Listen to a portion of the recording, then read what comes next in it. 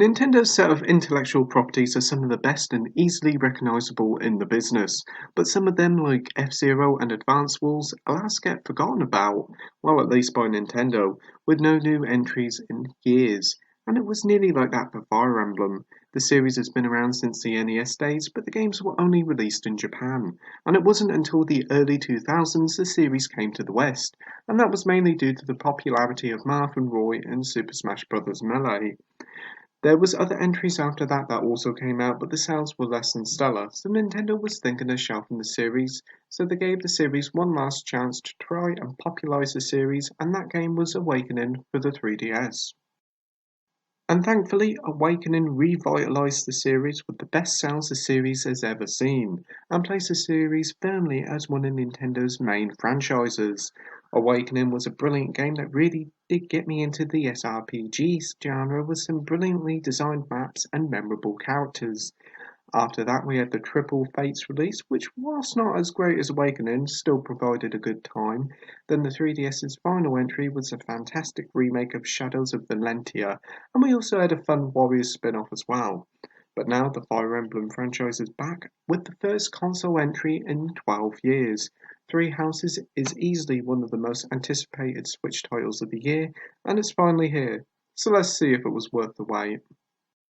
I'm going to start off straight off the bat and say Fire Emblem Three Houses is a gloriously enjoyable game that's highly addictive, that reaches new heights for the beloved strategy RPG franchise, and is easily one of my favourite, if not favourite games out there on the Switch this year.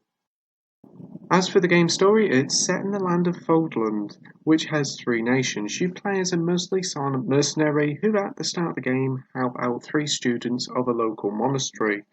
After you and your father help out the three students of their predicament, you are asked to join the monastery and fill out the new vacancy of professor.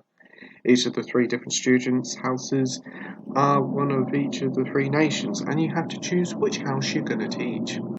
Once you've picked your house, you then with that house for the long haul, and the first part of the story details the trials and tribulation your house and the two fellow houses have to face during that period. The game story does start off a little bit slow, but once you get a few hours into it, it really does start ramping up with plenty of cool plot points, and when the second act begins, it really does shine, but I don't really want to spoil that for you. But what I will tell you is, each of the three houses' many students are all incredibly likeable, each with their own individual personalities, and seeing them bonding with other characters, or having their own little dramas to joking around really does bring this game to life. For the three houses to choose from, we have the Black Eagles and their leader, Aldegard, the Blue Lions, their leader, who is Dimitri, and finally we have the Golden Deer and their leader, Claude. As for the actual gameplay, Three Houses is split into two different gameplay types, teaching and combat. First off, I'll start off with the teaching sections. As you're a professor of your chosen house, you'll obviously be tutoring your students to make them the best they can be. How you do this is a bit Persona-like, where you have to interact with characters to fill out bars that allow you to improve their stats. A normal week goes from Monday to Saturday. These days you give out skill points as well as giving out jobs for your students to do. Then on Sunday, this is your free day to do whatever you please. You can explore the grounds, battle, partake in special lessons to boost your stats, or just rest at home. Whatever you decide, you can only do a certain number of activities for that day. Say you've only got 4 activity points, then you can only do 4 activities. Once you've done that, you've used up all your points, then you have to call it a day. When exploring the monastery, there's actually a fair bit to do which surprised me, from gardening, fishing, training, and meeting up with students and members of staff to have food to improve your relationship. It isn't just that there's plenty of side missions to do whilst exploring. Granted, these are mostly just fetch quests and some battles, but they do offer decent rewards whilst boosting your reputation. All these sections play out incredibly similar to Persona 5, where you have to plan out your studies and boost your skills before you tackle the next dungeon. In Three Houses, you do activities to teach students or to boost their attributes for the next big battle at the end of the month. If you're not bothered about all this stat boosting and bonding with character stuff, then you can skip a lot of it and allow the computer to automatically divvy out the skill points and set out your day. As for the game's other big gameplay section, the combat, it's the same typical Fire Emblem gameplay that has served this series so well for all these years. You go into battle commanding several units. Your main goal is to normally defeat the leader or get one unit to a certain area without dying. You place your units in tactical positions, and if near enough to an enemy, you can attack them. And depending on their level, class, and weapon, though it should be known that the series' iconic weapon triangle has been axed, but there's still some weapons that have extra effect on others. Once all your characters have took their turn, it's then time for the enemy to take theirs, and if you don't place your units in the right position, the enemy may wipe out a lot of your team, so be careful where you place them. Thankfully, there's plenty of mechanics to help you out. There's a forecast that tells you how a combat encounter you're about to do will end up, so if your unit will suffer badly, it's best to get someone else to do the job. You can also tap on an enemy to see where they can move, so you know where they might go when it's their next move. If you do mess up, don't worry that there's a new mechanic at hand called Divine Pulse, which allows you to pause and rewind your turn and make amends for your error. While some purists may not be keen on it, I think it's a great get out of jail card on those missions where you have to protect a certain character from dying, and all the enemies seem to swoop in on that character. You can only use it so many times in each battle, but it's a great little help for new players to help them get into the series. As well known, the series is known for its difficulty, and Three Houses is no different. You either have normal or hard mode. Normal is a bit easy, but hard will provide a decent challenge. Alas, there's no lunatic mode at launch, but it will be included in an update post-launch. As for the difficulty, you can choose whether you want the classic or the casual mode activated. In classic mode, if your unit dies, they are dead for good. But if they die in casual, they'll just come back in the next battle. As you level up your characters and they become more powerful, your characters will gain new moves called arts. These arts can provide extra power to your attacks, or if you're using a sniper for example, allow you to shoot enemies from either further away, which is very helpful. Though it should be known that each weapon your character has only has very limited durability, so every time you use an attack you use up some of that weapon's durability, and if you use an art up it will use even more of the weapon durability up, so you have to constantly keep an eye on your weapons and buy new weapons from a shop or fix them with a blacksmith so you don't run out. Other additions to the combat is that you can add battalions to each member of your team, so it allows for some extra backup for your team members. Each battalion has special effects and attacks, so they're very useful, so as soon as they're unlocked, I'd get a battalion for each unit to make the most of this new system. Once you've defeated a few enemies, you'll level up. And once you get to level 5, 10, 20 and 30, you can change your character's class to do more damage and be specialised in specific fields. Though it should be known, not all classes are available for each character, as you have to be high enough skill levels in certain fields before you can become that class.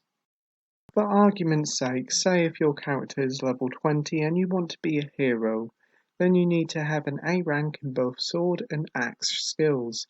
If you're not high enough, then you won't be able to be that class, so then you've got to level up those skills high enough so you can then be that class. It works out similar with all the other classes, so it's best to decide what you want your character's class to be before you give out the skill points. You can also change classes as many times as you like, but be warned, there's a percentage chart that tells you what the likelihood of you becoming that class is, so there may be a risk that you won't change class at all. There is an online element to it, and alas, it is an online multiplayer battles, which would have been awesome. But what we have here is a light online focus that shows you the most popular characters, what people chose on their free day, and most interestingly, when playing a battle, there's glowing purple and gold spaces that if you place your unit over, you'll gain items and XP from fallen units across the world, which is a helpful little inclusion. Again, as I said before, the online aspect is slight, but welcomed nevertheless. If you didn't know it already, Fire Emblem Three Houses is an absolutely ginormous game. There's 3 different paths to take, and to complete each one alone, you're talking easily 50 plus hours. which would be good enough just for one game, but factor in the two other playthroughs of 50 plus hours each, which do offer different characters and storylines which are worth having a look at if you've got the free time. So, with all that, you're talking well over 150 hours of gameplay, so there's a heck of a lot to see and do to keep you occupied. On to the presentation side of things now, and Fire Emblem Three Houses is without doubt the most impressive looking title in the series to date, easily outdoing the 3DS games by some margin, with some absolutely delightful looking anime cutscenes that are littered throughout the game. As for the game itself, it looks really good. The battles are more detailed than ever before, with characters more realistic, and with the inclusion of soldiers to back up your units and the backgrounds, it really does look impressive in motion. Exploring the grounds of the monastery, however, is a bit of a mixed bag. Whilst exploring is very enjoyable, the frame rate does drop quite a fair bit, and there is quite a lot of popping as well. Playing in both docked and portable play, the game does look great, though the frame rate does still drop on both playstyles in those monastery sections, which is a shame. Hopefully, a patch will come out and fix it, but we'll have to wait and see. Whatever entry in the series you play, the Fire Emblem franchise always deliver a great sounding soundtrack, and Three Houses is no different. From epic intense music that blasts out whilst in battle, to the quieter, more slow music in the game's more calmer moments, the soundtrack offers a great variety and may just be the best soundtrack in the series to date. A very impressive touch is that the game is fully voice acted throughout. The 3DS games may have had voice acting here or there, but a lot of the dialogue was just grunts and groans. But here, every single line of dialogue from every NPC is voiced, which is an achievement in itself. And I'm also happy to say each and every cast member really does give it their all, with stellar performances all round. Conclusion time now, and Fire Emblem Three Houses may have taken its sweet old time to get here, but damn, it's been worth the wait. Three Houses is a truly immersive game that not only has a huge collection of wonderful and strategic battles to play on, it also has a mighty fine storyline to boot. It's easily the best game in the series to date, with a great and varied narrative, with lovely collection of characters, as well as a huge amount of content on offer. With so many layers to combat and the fun persona-like teaching system, it gels so well to make for a truly majestic experience. So that's why I'm giving Fire Emblem Three Houses a 9.5 out of 10 with the title of amazing. Thank you for watching my review, like, rate and subscribe, and until next time, happy gaming. Bye!